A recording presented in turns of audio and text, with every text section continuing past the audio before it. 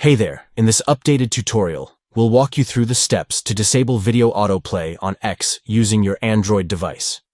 Disabling video autoplay can help conserve data usage and provide you with more control over your viewing experience. Let's get started with the process. Step 1. Open the X app on your Android device. Launch the X app to access its features and settings. Step 2. Tap your profile picture at the top left of the screen. Locate your profile picture at the top left corner of the screen and tap on it to access your profile settings. Step 3. Tap Settings and Support. Select Settings and Support from the menu options to proceed. Step 4. Tap Accessibility, Display and Languages. Choose Accessibility, Display and Languages to access display-related settings.